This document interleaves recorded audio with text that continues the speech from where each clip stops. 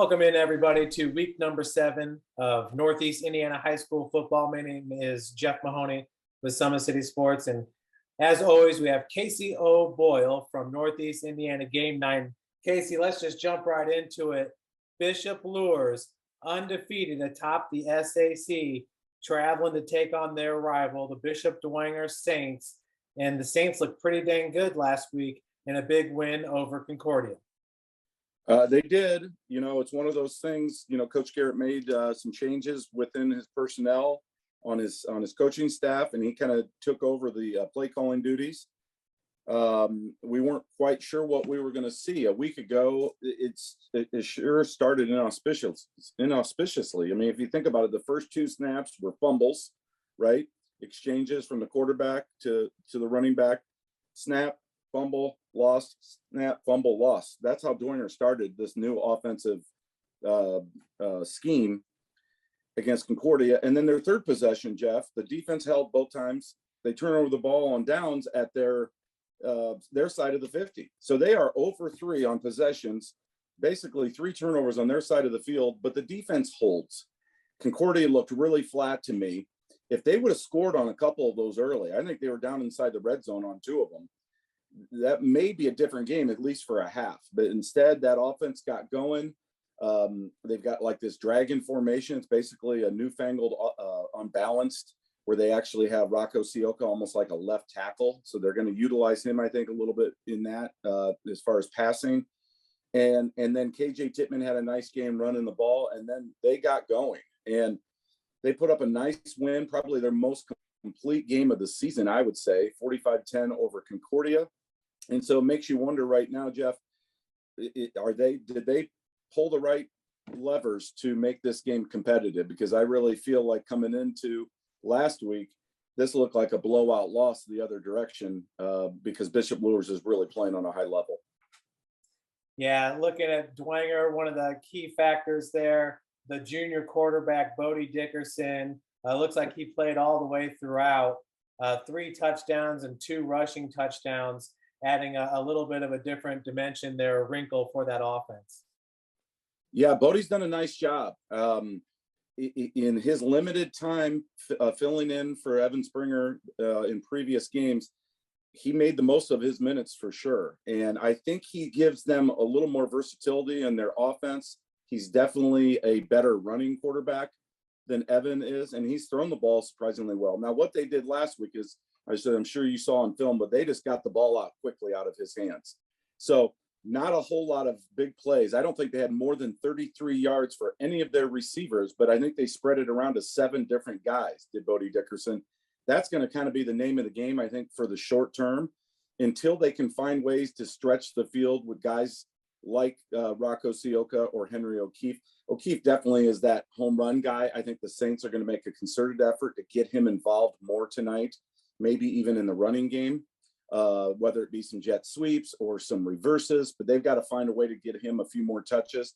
And I wouldn't be surprised if Carter Minix, the young sophomore standout, he's another game breaker. He's another kind of athlete that I think matches up well with Bishop Lures, the St. Charles product. He had his first touchdown last week. I think he could be another playmaker that the Saints turn to in this game tonight. Wow, and what a game. You got him pictured here by Adam Lee, who had 4 blocked punts in one game, something I've certainly never heard of. And Bishop Lures. It's impossible. I mean, well, as Jeff, we talked about it earlier in the week. I did a little research and found out that there's somebody, I forget the fellow's name, I put it on Twitter, who had 8 punt blocks in a single game back in 1926, I believe, in New York, Utica, New York. And I'm thinking to myself, okay, the opposing coach who gave up 8 punt blocks, what was it, number 8, that they said, you know what, we're just going to go for it. We're not going to punt here. I mean, that's insanity to me. That being said, 4 punt blocks in a game, we may never see that again in our lifetime by one guy. I don't know if we'll ever see that again, Jeff. That was a remarkable performance. And some of that was just Concordia's choice to punt. They had Jace Parna in shotgun, and he wasn't 15 yards back. He was like 6 or 8 yards back. So it was inexplicable. But by the same token, Adam Lee, hats off, man. That's quite a record. That I don't think that'll ever be broken here in Northeast Indiana. Maybe in New York, but not in Northeast Indiana. And what a great performance by Bishop Lures as they continue to roll, winning 56-0 over Northrop. Carson Clark just continues to shine for them. Sir Hale had a huge game with 4 touchdowns, averaging 7.4 yards per carry. Really, Casey, it seems like Lures is getting better and better week by week, which is kind of crazy to say. Yeah, they're skill guys. We knew they'd be good coming into the season, Jeff, but to your point, they just keep improving. Carson Clark, the development of him under the direction of Antoine Taylor. I mean, we talk a lot about some of these high school coaches and how they really develop guys, like Coach Stansky out at Lures.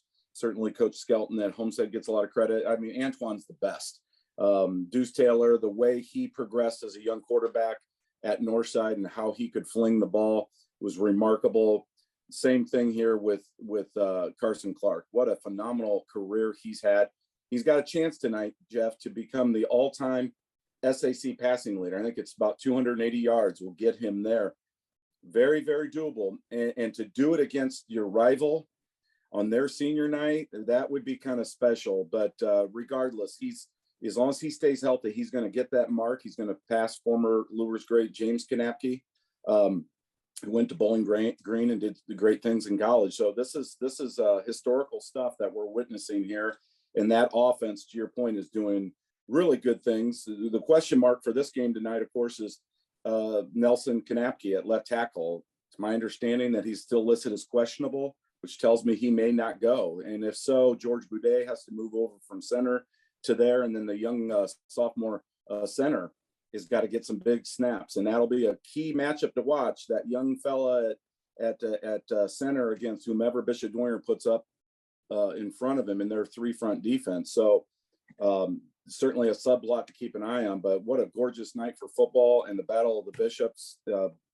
We've got Lures winning by 22, like 42-20, somewhere in there. That's, I know I never thought I would say that, but that's where it feels like to me. I think the Knights have earned that kind of respect. That being said, Bishop Dwyer, you know what, when their backs are against the wall, a lot of times they rise up. So it's going to be a fun one out at Shields. Well, the Snyder Panthers sure do earn a lot of respect, especially 2 weeks ago with that 17-14 win at Homestead. They handled business last week against Wayne in a nice performance by Luke Hopper with the 2 passing touchdowns. And he ran one in from 10 yards out that was reminiscent of John Elway in the Broncos Super Bowl victory. Yeah, wasn't that great? It's funny you mentioned that on your highlights. I mentioned it. I wrote about it in game night. So we were thinking the same thing. Totally, the helicopter flip at the goal line. I mean, that's a kid that, you know, he was not going to be denied. And you know, John Elway does it as a millionaire in a Super Bowl. You love it when a high school kid wants to score and it means that much to him to get across the goal line. I've talked a lot about it in game night this year. His evolution as a runner, I think, is really key for this Snyder offense. It gives them a different dynamic, so people can't just focus on those two tailbacks over at Snyder High. We use the word efficient a lot, which sometimes as I write it, Jeff, it feels like almost like it's an insult because it's just not fair. But you know, because he's consistently 11 of 14, 12 of 15, 10 of 16. You know, his numbers are always right around there for, you know, 110 to 175. He keeps his turnovers down. And this is a team that is lurking in the woods. And we talked about it again last week. How funny is it to say that Snyder is just kind of under the radar, but they've just been a little bit un-Snyder-like, at least on the state landscape the last few years. And yet they're right there. As long as they keep winning and they take care of things this week against Northrop and next week against Bishop Dwyer, they're going to be primed to be that team to maybe pull off that upset against Bishop Lures, assuming Lures takes care of the Saints tonight. So there's still plenty of football to be played. We're in week 7, and I think it feels like we know who's going to win every conference, but I think the SAC is still very much wide open. Yeah, you feel like if anybody's built to kind of test Lures right now, it's the Snyder Panthers, and that's going to be a fun week 9 matchup. Their defense, Quincy Myatt, the outside linebacker who comes in off the edge, been really impressed with his play, and the defensive backfield seems to get better and better week by week as well, especially with Billingsley moving over there to cornerback. He's somewhat of a lockdown corner for him. No, he's done a nice job. You pointed that out to me a couple of weeks ago. I think that was a really good move by the Snyder defensive coaches. Lucas Rohrbacher, another Snyder name, Rohrbacher, right? Having a really good season, improving. We've talked a lot about Nick Talamentes. You mentioned Quincy Myatt, and of course, Dom Moon. We'd be remiss, the Purdue commit. They've got really, really good linebackers, and all of those guys are starting to come forward on their progressions, and they're starting to make tackles at the line of scrimmage or behind the line of scrimmage instead of waiting. I like to see them be more aggressive. That front four we knew would be good with Markel Keel and Caden Hurst. There's a good shot of those two big hosses right there. Love how those kids play the game. The defense has always been solid, and the back end was what concerned people. But now that they've made some adjustments there, they look like a completely different team than they were the first 2 weeks of the season. And then offensively, we talked a lot about it. The efficiency, don't turn the ball over, win field position with great special teams, great decision making. That's the Snyder recipe when they're great. And right now, they're starting to look like they could be a great team. And once again, a tough loss for Northrop after that big win against Concordia. They got 2 wins on the season. It's not looking like win number 3 is coming tonight for the Bruins. Well, you wouldn't think so. They've dropped 23 straight. It was the late 1990s, the last time Northrop has beaten Snyder, which I always kind of scoff at this notion that this is a rivalry game. I'm sure it is to those programs. And I know Coach Tittman and previously Coach Isaacs out at Snyder, they talk that way. And I suppose you have to, so you don't have a letdown. You want to keep that momentum. But my goodness, it's been one-sided for a long, long time. But Northrop has some parts. I mean, we talk about their weapons in their passing game.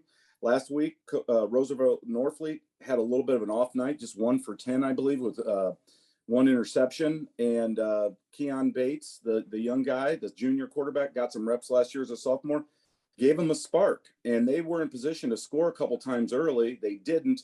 That game got away from them against Bishop Luers. It was 42-0 at halftime, 28-0, I think, after the first quarter. And you know how it is with high school kids. You fall behind quickly. Sometimes those daubers go down, and you just have a hard time recovering. But they've got some players, and there's one key player coming back this week, Jeff. We featured him in game night this week, Dane Kilby. He's been out recently. I think he's their most dynamic receiver with some good ones. You got C.J. Davis and, of course, Jaden Schmink. They've got 3 very good receivers, whether it's Norfleet or Bates behind center.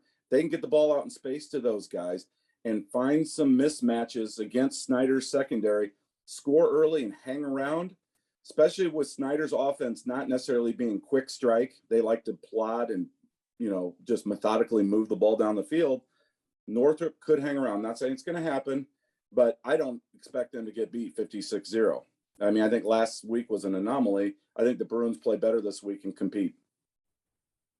Well, Casey, after that great game against Leo, where East Noble could have won it at the end, who would have ever thought they'd travel to Norwell and lose 17-0?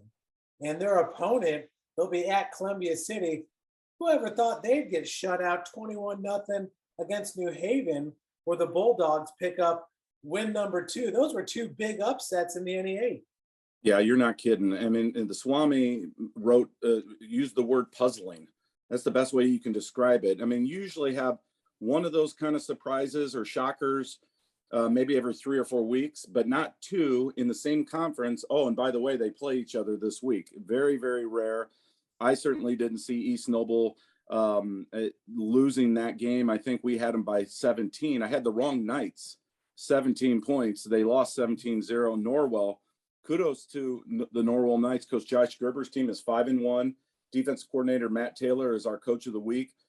To shut that offense down, remember, they scored 32 points against Leo the week prior. So this is an electric offense with a young quarterback, a really good running back in Kanan Carrico, and then those receivers, are well documented. Rowan Zolman, Nick Munson, really, really top flight high school football receivers. And there's a good shot of them right there in game night tonight.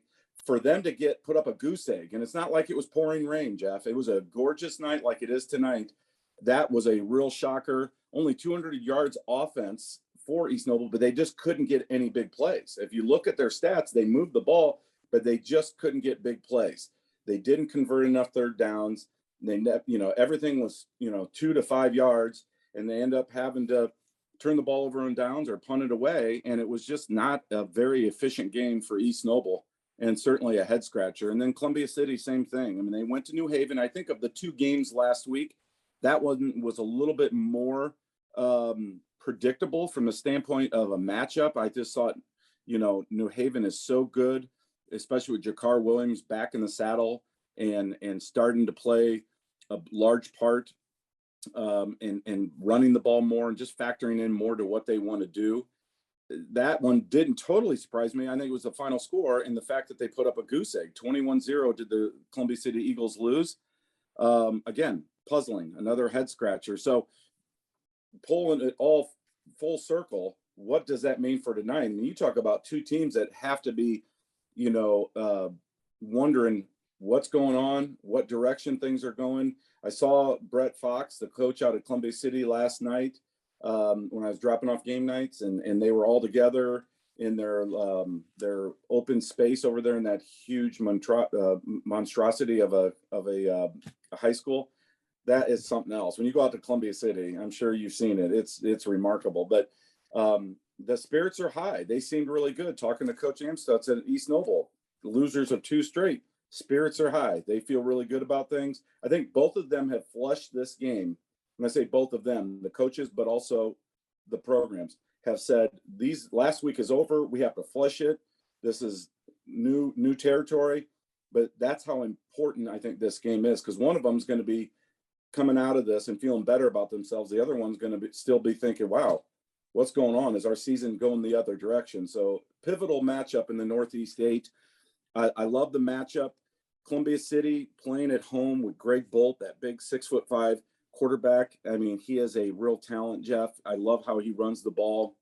A strong kid. You got Ethan Sievers putting up good numbers for the Eagles. You've got Stratton Fuller, the young receiver, starting to catch a little buzz in the passing game.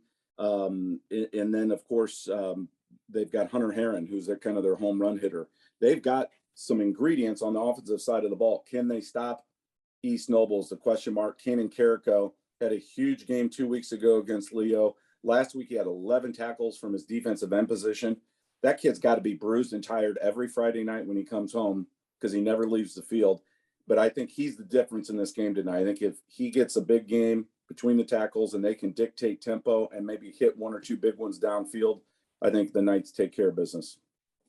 The Swami has the Knights at Columbia City. Well, this is an interesting rivalry. This is the 96th meeting between the Northside Legends and the Southside Archers. And it's Northside leading the series 54-39.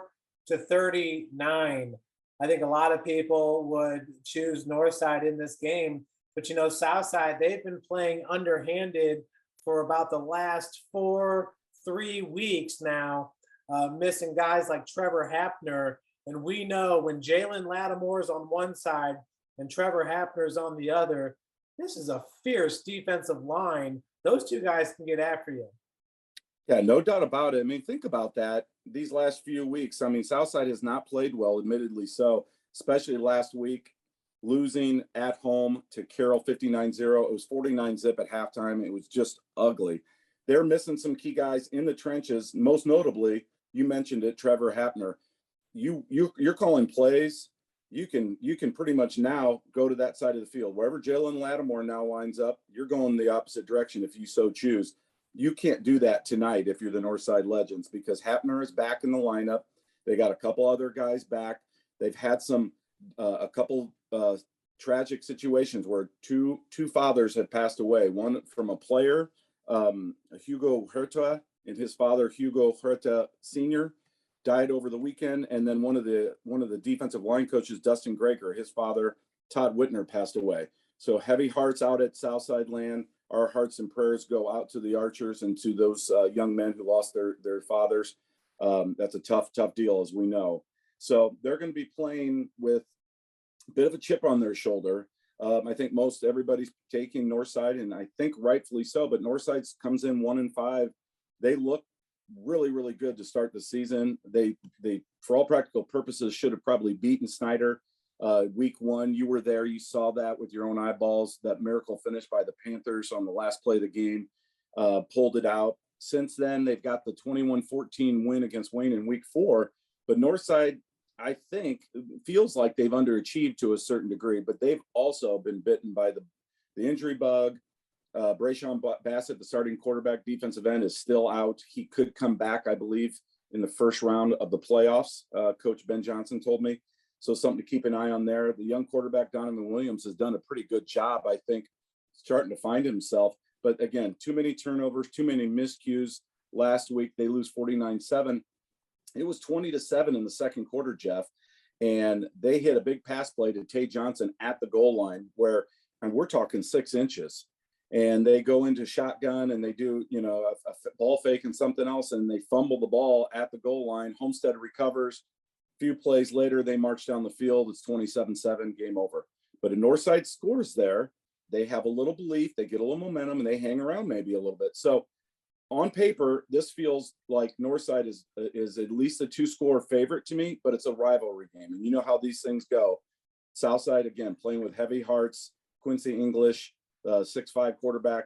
He wants to put forth a big effort tonight. They've got a lot of incentive out at Southside to try to find the win column. One of them is going to find win number 2 tonight. I think it's Northside, but I would not count out the Southside Archers.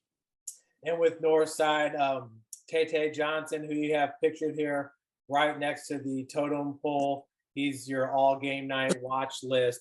What a touchdown he had with that toe tapping catch in the end zone. And just a sophomore, to start the season, you would think he'd have monster numbers right now, and they're just not there. But that just kind of goes to what you were saying with both of these teams have really had to reshuffle their pieces a little bit, find new guys to fill in when other guys are out.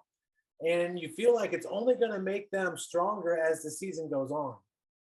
Yeah, you would think both will be potentially very dangerous, Jeff, at the end of the year going into the postseason because of that. They neither were real deep to begin with, but both of them had some real studs on their roster. But of all the teams in our area that have really been penalized, if you will, by COVID restrictions, quarantines, and then just bad luck with injuries, is probably these 2 programs. And so we're just kind of waiting, I think, to see them at full capacity.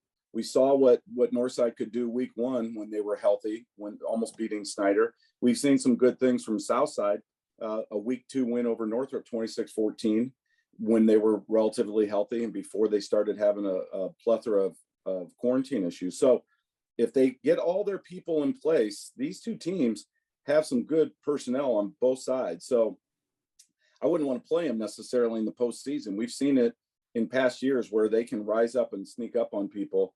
Both these could be dangerous outs in 3 or 4 weeks once we get into the first and second round of the playoffs. But for this game tonight, again, a lot of emotion for Southside, an underdog situation. They're going to play with a ton of passion. Can Northside match that passion? Can they, summon some inner strength and toughness themselves? And see if they can't get their playmakers a little bit more involved. Guys like Tay Johnson, guys like Jordan Turner. Of course, Jonte Lambert wasn't playing last week either, the junior running back. So they are literally piecing guys in and out and trying to put together the best roster that they can, both Northside and Southside. I feel like they're as healthy as they've been, both of them, in a while. And this is going to be another fun one, certainly a game that I'll be keeping an eye on. Casey, throughout all those meetings, 95, do you have a favorite totem pole moment throughout the years? I know you've been kind of intimately involved since the middle 90s. I go back here and I look through the records. In 1995, Northside beat Southside 26-8. And I'm thinking, how could that be when Southside had Adrian Reese and some good playmakers on that team, that Northside would be able to beat them that bad? But once again, Northside holds the overall lead there in that series. But does any moment stick out in your mind? I thought about that the other day. I don't think there's one signature moment. I'm sure there is for everybody that's played in this rivalry, right? I'm sure there's Northside kids, now grown men, Southside kids, now grown men, that look back and they remember a signature play from their past. For me, it's more just the pageantry of the event, the history behind it. I'm a history buff, as you know, and I love the fact that they still have a traveling trophy that goes back and forth. And they've already sent out the email and on how this is going to be presented, regardless of who wins, and how they can celebrate it. And I mean, so everything, they got protocols in place to make sure that the totem pole is respected, and that if Southside indeed wins, they receive it back, and Northside has to give it up, and vice versa. If Northside retains it, this is how Southside needs to adjust to this ceremony. So it's fascinating. I love the history behind it. I love the names, the fact that Northside's got 15 wins. It sounds like a lot, but they've been playing for crying out loud over what 100 years. I mean, what's the first year on that list? Tori sent that out. 1927. Okay, so coming up on 100 years of history. I mean, it's one of the best. I call it the Summit City Civil War. It's North versus South. A lot of guys that have etched their names in Fort Wayne football lore through the years have played in this series. And again, we talk about Northrop and Snyder, and the rivalry may not seem like a rivalry to people outside of those two schools. This is one for sure. I mean, this means a lot. This is special, and for my money, I never want to see this go away. And there's a lot of talk about expansion or not expansion, but schedules changing and splitting the SAC in half and doing this and that.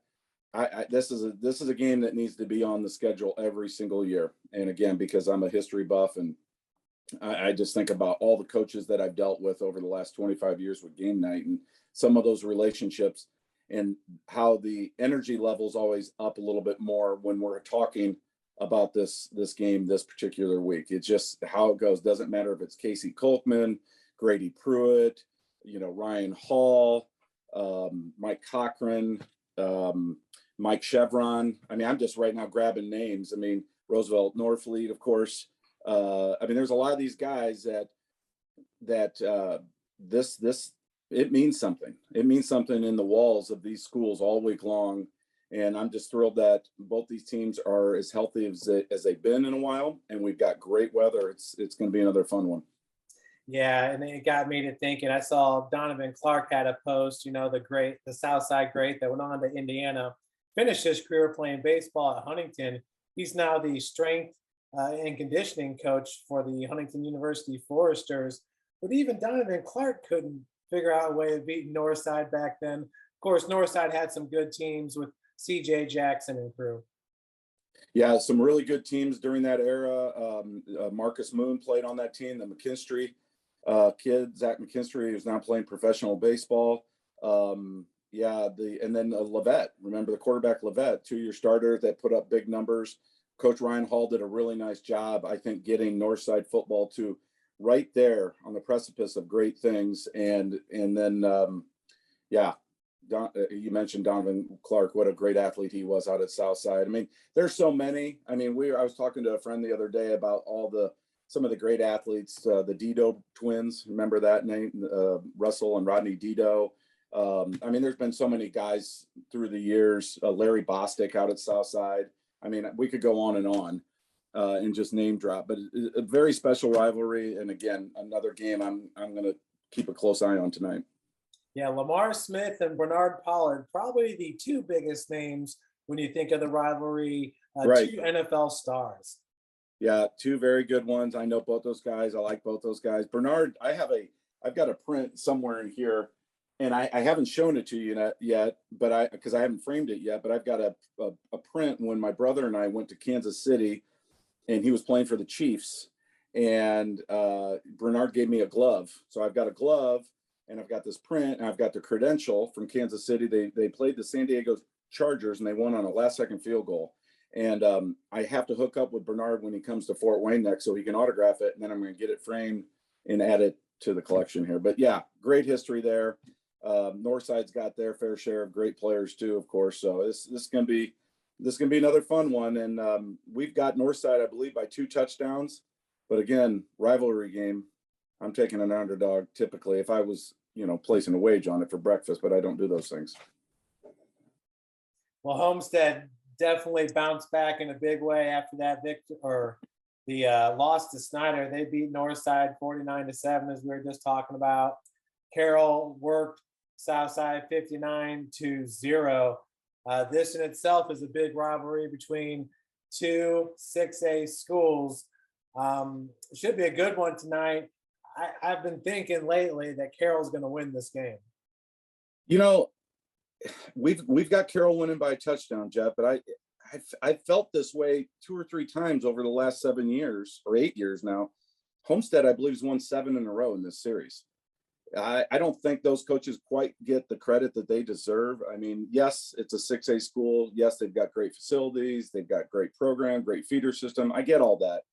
But it seems like many times they're counted out. And in this rivalry, with the exception of the years where they had the Tranquil boys out at Carroll, Homestead, for the most part, has had their way with the Carroll Chargers, even back to their days during the Northeast Hoosier Conference. So Coach Chad Zolman, kind of the dean of the SAC or the area, he's got a great coaching staff. They've really taken care of business year in and year out against the Chargers.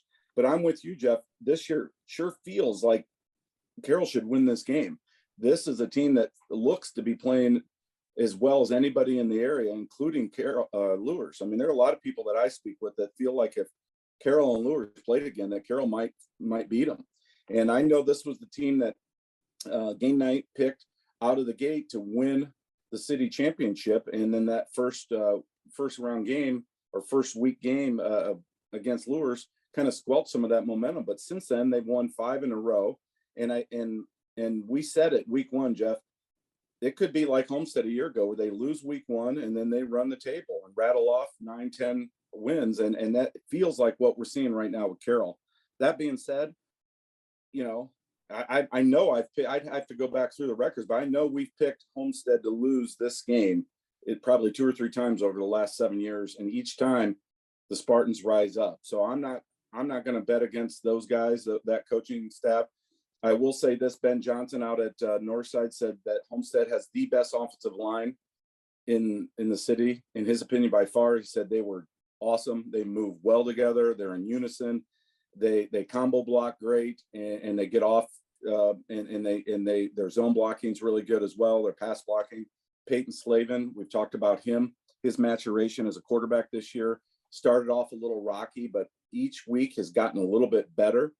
And then on the other side, Jeff Becker, his numbers have been very, very quiet. So there's clearly a concerted effort out at Carroll to try to run the ball a little bit more, change their DNA, so to speak. I think they want to be known more for a defensive team, physical, hard hitting. A lot of guys that played the last couple of years are now starters on that defense, doing really good things. Tucker Steely, we featured this week in GameNight, and his little brother making plays for the Chargers. And this is a team again that is healthy. They've got the Coverstone, Jamison Coverstone, one of the elite receivers in the area. Hanson Hafner, a sophomore, we've mentioned him a few times, starting to be that go-to guy a little bit for Becker in the red zone, where he can go up and get those jump balls. His big sister is an elite volleyball player in college. Hanson, to me, looks like a kid that definitely can play at the next level if he chooses to stay with football. So this is certainly an intriguing matchup. I love all the subplots with the kids that are up and coming. There's some good young players, sophomores and juniors on both these rosters that a lot of people don't know about outside these programs that are starting to slowly make names for themselves. They're 6A powers. They are former NHC rivals. Again, another fantastic matchup. And I for my money, I think Carroll is the better team, but it wouldn't be surprised if we're talking next week and Homestead comes out on top. Yeah, that picture of Braden Steely there on the right, his older brother Tucker, the outside linebacker. Braden plays safety as a sophomore and has looked so dang impressive. He had his second kickoff return for a touchdown on the season there against Southside. The other one was against Bishop Lures in week number 1. Just gets a lot of people wondering if you're gonna see more of Braden Steely on offense, especially in a big game like today. And going back to Homestead, in that 42-45 loss against Bishop Lures, Desmond Smith looked fantastic running the ball, but he's been out ever since. Have you heard a timetable for Desmond Smith? I have. I'm glad you asked. I asked Coach Zolman. He said he will play at running back in this game tonight. My understanding is, I think I did put it in, okay, senior Ethan Dorsey is supposed to start at corner. He was the backup. I think he'll still stay at corner, but Des Smith, is my understanding, will be playing running back tonight for Homestead, which changes things a little bit for them. The Brett Fox kid, the sophomore, has done a really nice job, but he's still a sophomore. He's still growing and learning. He'll get some reps tonight for sure, but I think Des Smith will be their guy as far as those tough yards between the tackles. And then, of course, Nate Anderson and Gage Sparrow. Grady Swing got a touchdown last week, the senior wide receiver. They've got a lot of weapons in their aerial attack. So going to be a gorgeous night out at that beautiful revamped stadium. I was out there last night too, and it was wonderful. You talked about Braden Steely. Second time he's opened a game with a touchdown. And he likes to just do it right out of the chute and announce himself to the whole crowd. He's electrifying. That sophomore class at Carroll is really good. And I got news for you. I think that freshman class is even better. They are loaded. Carroll has a lot of players. I think Carroll football is going to be good for many, many years. Could be really, really good. Could make a 6A run here, I would say, in 2 years when these sophomores are seniors. I wouldn't be surprised if they break through the Westfield, Carmel, Fishers, Hamilton Southeastern, Kersh, whatever you want to call it, in that regional semi-state level and push through to the other side. They've got that kind of talent, and something to keep an eye on for sure. But for tonight's game, I'm excited. I love the matchup. I think two good coaching staffs. Again, big rivalry, could go either way. Some strong words there by the Swami. Well, up next, Concordia traveling to Wayne. Of course, the Cadets, ever since that week 1 win there against Southside, Southside was in that game before eventually falling 42-0. It has been tough going for Concordia, losing last week 45-10 against Dwenger. I had a chance to see Wayne last week. Of course, they got their first win 2 weeks ago against Southside, lost 42-6 against Snyder. But this is a Wayne team. I am really impressed with just how this team is just so coordinated. They're not making a lot of mistakes. They came out in that double wing, and then they were out into the spread in the third quarter. So they got two quarterbacks that they can go to with Aiden Meek and Quincy Trimble. But I really like what Coach Haydock is doing out there. And he just seems like he's really got his guys focused. They might be undermanned a little bit right now, but this, again, is a team that I feel like is going to be dangerous come sectional time. And personally, I think they're going to get a win tonight against Concordia. Yeah, I would agree with you. I think Concordia bounces back, though. They had a real disappointing effort last week against Bishop Dwenger. I know Coach Eschbach was not happy, but I think the Cadets will have some success throwing the ball tonight in spots against Wayne. Coach Sherwood Haydock does a good job against teams typically that are just one-dimensional. And right now it sure feels that way. Concordia is only averaging around 3 yards per carry. So if they can't run the ball, this could be Wayne's game in a big, big way. But getting back to the generals, Tyzel Thomas comes back tonight in the secondary. That'll be a nice relief, because on that side of the ball, they've really struggled. They've had some disciplinary issues. They've had some injuries. Avant Rogers is having an all-conference type year, but beyond that, and Nehemiah Young at defensive end, those are the two guys that have really stood out for them, I think, on the defensive side of the ball. So they're gonna welcome back Mr. Thomas in the secondary. That will definitely help shore some things up. But that offense can be very difficult, especially if they can get Lamarian Nelson going. If he's running the ball and he can get 150 to 200 yards, that just frees up Sean Collins to do his thing. He's their home run waiting to happen. Aiden Meek tonight. Again, I'm going to let you in on a little secret here because we're close enough to kickoff time, and Sherwood told me that he didn't want this in print, but I think we might see Aiden Meek tonight at receiver. Yep. And I also think we might see another young quarterback that's played some JV. I don't know if it's going to be tonight or not, but at some point we're going to see a JV quarterback into the mix as well, which Coach Sherwood Haydock loves to have his options. I mean, he's a chess player, and he likes to have a couple different, what do you call them, rooks or whatever, in the mix to move his pieces around. He's going to have that, and I think he's going to want to get this young quarterback, I believe his name is Cooper, some playing time.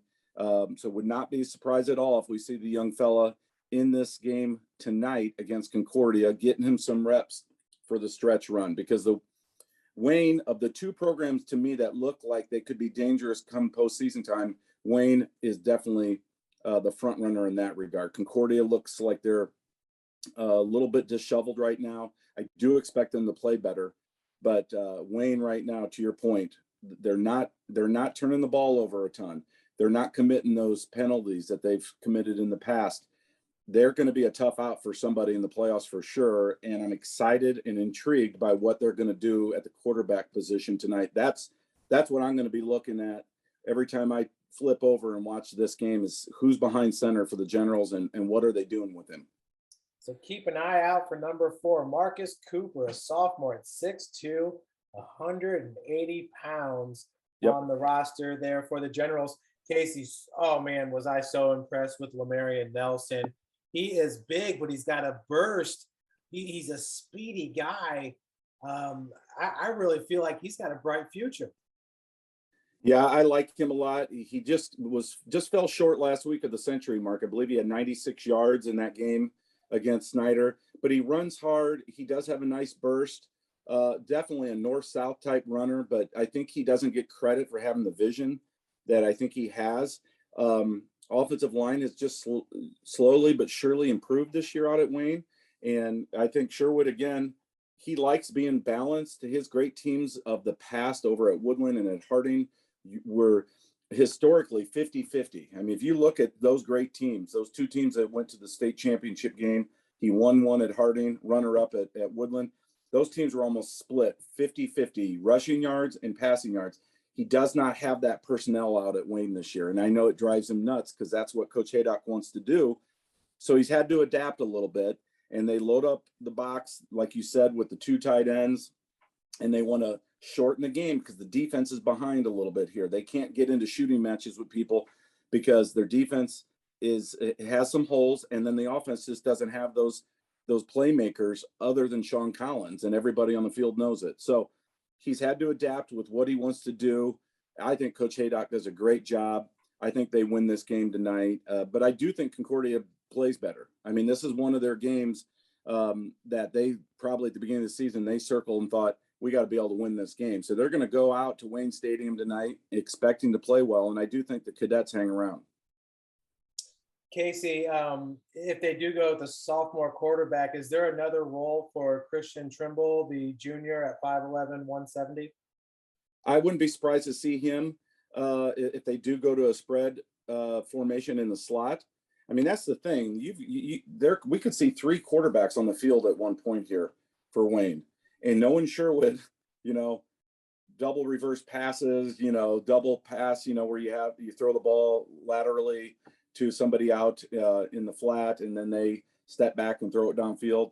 You're going to have to account for that as this personnel shuffles in the future. Future opponents for the Wayne Generals are going to have to know, okay, these guys can all throw a football, and they've all done it in a varsity game, especially if Cooper gets the minutes that I think he might get tonight. So it's certainly a subplot, something exciting to keep an eye on. But if I had to guess, I would say as a slot, they could also throw him in at, in the backfield, I suppose, and run like a full house backfield situation, try to catch the defensive guard and slip one of those tight ends out on a flag route and do like a halfback pass. So options will be limitless. And knowing Coach Sherwood Haydock, he's going to have all kinds of little tricks up his sleeve for sure. Yeah, and Concordia, it seems like more and more they're going to James Rusher on offense as well as defense. He's always been a great defensive player. Yeah, James is he was a preseason top 40 selection for game night this year. He's had a great season. I'm sure he's frustrated because they're not winning as much as they have in past years. But the junior two-way standout, linebacker, tight end, doing good things. He's involved heavily in what they want to do, along with Jace Parnan, along with Dontrell Johnson. They're just a little undermanned right now. They also are missing Bubba Craig for a little bit, the big 6'8" offensive lineman. So they've been hit by some injuries and quarantine issues as well. So I think Concordia, again, they just don't have a lot of depth. Neither does Wayne. This is that one outlier game that doesn't really feel like a rivalry, of course. So they're like the two leftover teams on rivalry week. But that being said, they both have one win. This regular season wise might be their last best chance for both of them. And I want to show this helmet. Coach Kyle Boer gave me this. Can you see that, Jeff? Oh yeah. New Haven Bulldog. Yeah, huh? I love that. They were our B. Antonio's team of the week. So we brought a big stack of pizzas out to feed the Bulldogs after that impressive win over Columbia City. And I didn't have an updated New Haven helmet. Mine was a few years back. I think it was purple. Just didn't feel right. So they hooked me up, got me the logo. They gave me number 0. I hope they're not telling me that I'm a 0, but whatever. But it's a great helmet. And again, have to add this to the collection. Kudos to the New Haven Bulldogs for being our team of the week. Big win. Can they keep that momentum going? That feels like a team that's starting to turn a corner. Casey, the number 0 is becoming the new number 1, slowly but surely. I appreciate that, Jeff. It makes me feel better about myself. Hey, the center spread, you got the Swamis Senior Spotlight. I always love your center spreads. Obviously, folks, this week's issue can be found at the stadiums, but just talk about putting together this Senior Spotlight this week. Well, we had some on page 2 as well. There's 5 guys highlighted there. The reason we do this more than anything else is we just don't have the space on the team pages to single out some of these guys that maybe don't get a lot of attention otherwise, but they're out working their tails off. All the kids are, and we can't get everybody in game night, but we try to if the opportunity's there. We have a lot of good artwork from our photo shoots, and every year, Jeff, I feel like, man, there was this picture, or this kid here made this, had this great funny picture, or did this great pose, and every year I feel like I didn't empty the tank. So this year I committed to a couple issues to saying, hey, we're going to put some of these on team pages, but we're also going to put them on other pages just to spread the love a little bit, showcase some of our photography. John Otto does a great job with our photo studios. I really appreciate John's hard work. So that's kind of what we're doing. Next week, we might do a big game night gallery where we've got a lot of photographers that go out on Friday nights, and there's a lot of photographs that we don't get to use in game night. And this is a good opportunity to thank those guys and gals for their hard work and splash some of that artwork all over the pages of game night going into week 9. So that's what our plan is right now for week 8. That being said, things could get crazy this weekend and I could call an audible. So I'm just gonna keep that as a caveat, but that's the premise behind it. And I will say this, the senior spotlights, moms love them, grandmas love them, because there's a lot of times something very telling about a young man when he singles out somebody special in his life. And I know it means a lot to folks. So you're out to please the moms and the grandmas. So that's smart move there by the Swami. I got to say, Austin Keyser and that gold chain, I didn't know if that was the turnover chain or what, but that is looking awesome. It is looking awesome. I don't think it's genuine. I think it's a knockoff, but Austin, who knows? I mean, that could be some sweet rope there. But again, what a great photo shoots we had. We had 3 days this year, Jeff. There's so many great pictures, so much artwork that we're not going to be able to use, but the kids have fun with it. As you know, there's a lot of momentum to kickstart the season. They take pictures out at the academy, Fort Wayne Fire Department Academy, out by the railroad tracks and some of the other areas by the truck. You know, we make sure that they don't chop off any fingers when they're holding an axe or whatever. But they're great, and to me it's just been a nice tradition that we started a few years back with the Fort Wayne Fire Department. That to me just kickstarts high school football season. It's early August, everybody's licking your chops, and you can get a real good idea who's going to be good, and they're all hungry. Everybody's 0-0, right? And they've got dreams that are huge and plans for their senior seasons, and so we love doing it. And as long as the Fort Wayne Fire Department will have us, we'll keep doing it there. Yeah, Casey, you send those kids back with a couple less fingers. Moms and grandmas do not like that. No, moms and grandmas want to keep them happy. Senior spotlights, yes. Missing phalanges, no. Well, Casey, enjoy tonight's games. We hope everybody enjoys week number 7, rivalry week in the SAC, minus the Concordia Wayne matchup. It just kind of follows on that day. So hope everybody enjoys the games. My name is Jeff Mahoney, and that is the Sideline Swami, Casey O'Boyle. Thanks, Jeff. Good night, everybody. Enjoy the games.